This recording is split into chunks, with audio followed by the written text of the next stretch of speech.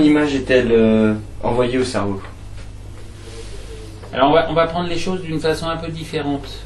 En fait, ce qu'il faut savoir, c'est que la lumière, quand il y a par exemple un soleil, bon, il y a des réactions, je vais vous épargner tout ça, il y a des réactions atomiques, etc.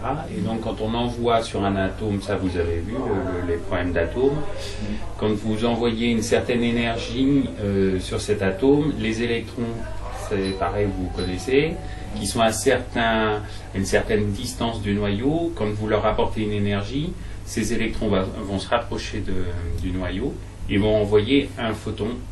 Et ce photon, c'est un grain d'énergie en fait. Je ne sais pas si vous avez entendu parler de photons.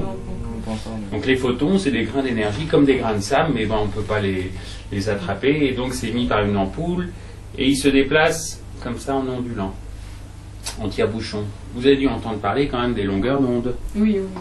Donc suivant la longueur d'onde, c'est-à-dire suivant la longueur du tire-bouchon, eh bien l'œil va percevoir du rouge, du vert, du bleu et les fameux spectres, ça vous avez dû voir ça en seconde. Donc la lumière, il faut se dire que c'est une énergie, c'est un grain de sable, enfin on peut le définir comme ça, et quand ce grain de sable se déplace dans l'air, il se déplace d'une façon rectiligne. Ça vous avez vu aussi, j'imagine, et il va se heurter à notre œil.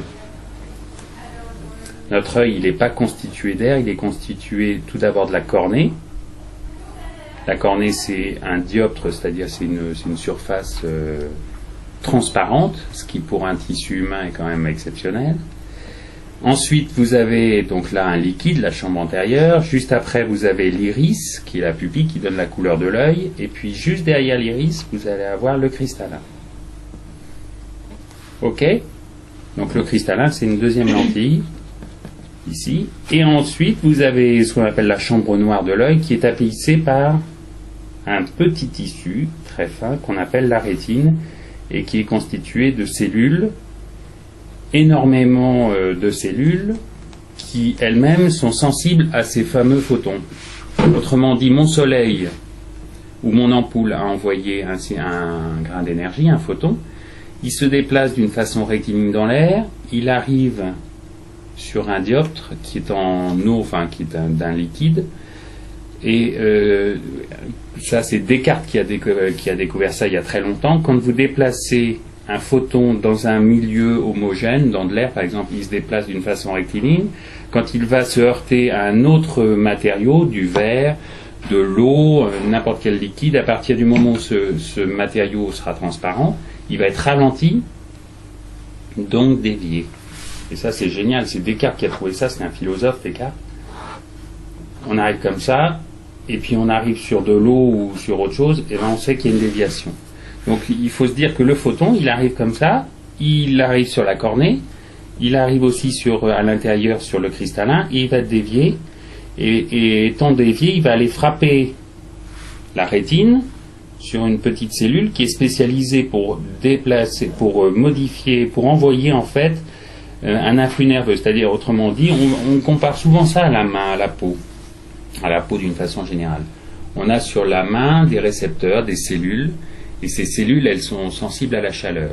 Quand je place ma main sur une plaque chaude, j'ai une excitation au niveau des cellules qui envoie un signal au cerveau. Le cerveau dit j'ai une plaque chaude, donc je retire ma main. C'est exactement le même phénomène pour l'œil, mais c'est pas spécialisé. Les cellules de l'œil ne sont pas spécialisées en chaleur, ils sont spécialisés en lumière, d'accord, en photons. Donc mon photon arrive, il excite ma petite cellule ici rétinienne. La spécialité de cette cellule rétinienne, ça va être de transformer cette énergie qui est arrivée en lumière en un influx nerveux qui ensuite va arriver dans le cerveau, dans ce qu'on appelle les aires visuelles du cerveau, et les aires visuelles du cerveau vont faire la vision.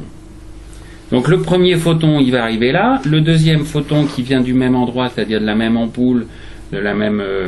puis là, il y en a toute une certaine quantité, va être très bien dévié et va aller taper ici au même endroit, donc d'un point bien net à l'infini qui a envoyé sa lumière, en fait, eh bien, on va avoir une vision bien nette sur la rétine.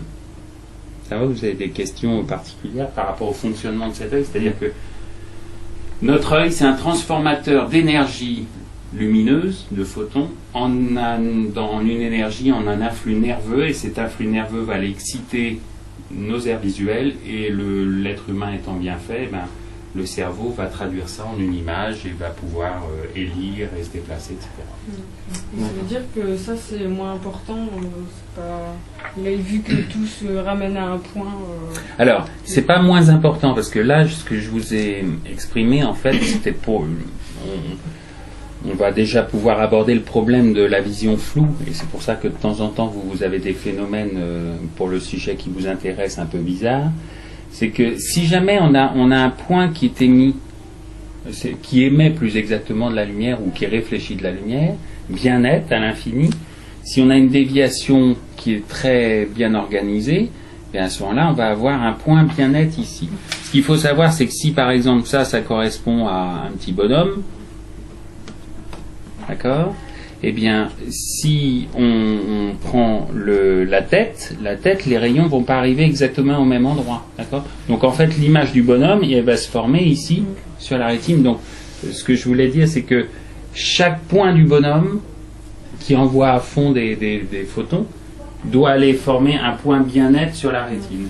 Par contre, si par malheur, la déviation, parce que ici, si la déviation se fait aussi bien, c'est parce que tout ça est très, très bien calculé, très bien conçu. Mais malheureusement, il y a parfois des petits défauts. Et donc, si par exemple la cornée, elle est un petit peu trop bombée comme ça, à ce moment-là, la déviation, elle est trop importante. Et étant trop importante, le premier photon va aller frapper la rétine à cet endroit-là, et le deuxième va aller frapper la rétine à cet endroit-là.